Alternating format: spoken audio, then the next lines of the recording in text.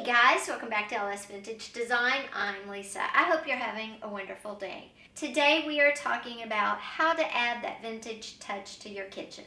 In just little bits, not to overload, of course, but just to give it some interest and some pop. I have several vintage kitchen items in my shop. You can use some of those to spice up a kitchen, and I'll kind of mention a few ideas for you. And I know you're going to want to do some of this in your kitchens. So first of all, how can you add vintage to your kitchen? Well, you could start with maybe a vintage curtain if you wanted to, or my favorite, the vintage canister set. I use them and I have room on my countertops for them. This is a great vintage set. It's a 1950 set, a little dirty. It's got tea on it. Imagine that, on a tea thing. And it's beautiful. They're all just like this, in great shape, and I love them. So this is one great way to add a vintage touch. Another great way would be vintage artwork. Now that is repopped, but a vintage piece would look amazing. And I have some vintage pieces around the top that I'll show you in a minute. So a canister set, artwork.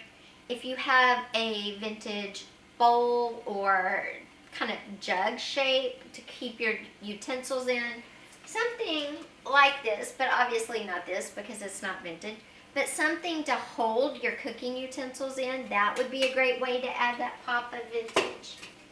If you wanted to add a vintage, mixer to your cabinet, that worked, of course, because we don't put anything out that doesn't do double duty. Of course, we want it to look amazing, but we also want it to be there for a reason, because I don't know about you, but my real estate here, my countertop space is limited. So if it's up here, it definitely has to work.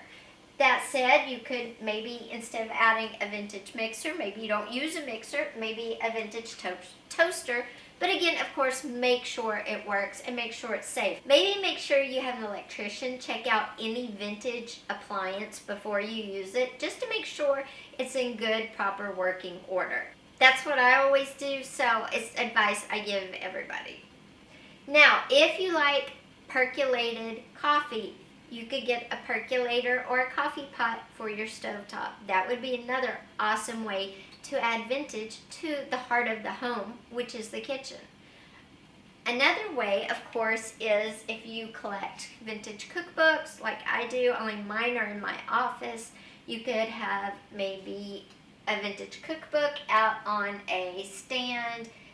If you have the real estate, again, this space is very limited in my kitchen, so I choose not to do that. But if you look over on my island, which is obnoxiously tall, I'm not going to lie, but if you look, I use vintage to the full effect here. This is two vintage bottles and a vintage cow creamer, which I just love. And then this is a little red truck I made in the background that I fill with fake lemons when I can find some. And I'm using a cutting board for the base. You could change this up. You could use, I have that vintage blue Pyrex bowl in my Etsy shop. You could use that up here and put fruit in it. That would be another great centerpiece if you have an island or a kitchen table maybe. That would be an awesome way to bring some vintage to it. Also vintage placemats, vintage tablecloths. So this is a great way, or using, like I said, the vintage bowl with the fruit in it. That is an excellent way to add vintage to your kitchen. But I'm going to show you another way. If you just look up, around the edge of my kitchen is this ledge. And what I've done is put vintage Jello molds up there. And they go around about, a quarter of my kitchen. I don't know.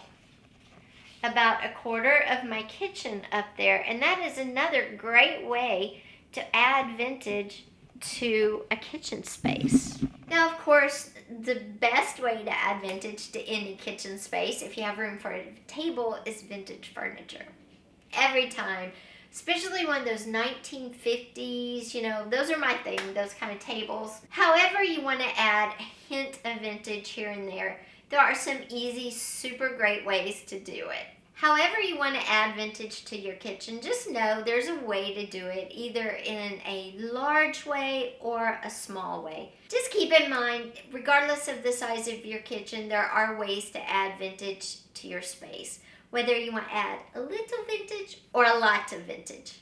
Guys, thanks for being here with me today. Don't forget to hit that thumbs up. Also, don't forget to hit that subscribe button and that little bell, because there are a lot more wonderful videos coming. In fact, on Wednesday this week, I will have a video showcasing new items going into my vintage shop on Etsy, which is linked down below. Also, I'm getting the shop up on my website, which is also linked down below. Father's Day's coming. I have great ideas for vintage gifts, which was linked in the card above and the last video. I am creating kind of Father's Day clusters in my Etsy shop as well. Don't forget that great M65 vintage army jacket that I have that I painted on the back of. That would be awesome for any man cave, any father, any new dad, or expecting dad. So thanks for being here today with me, guys. I will see you next time. Bye.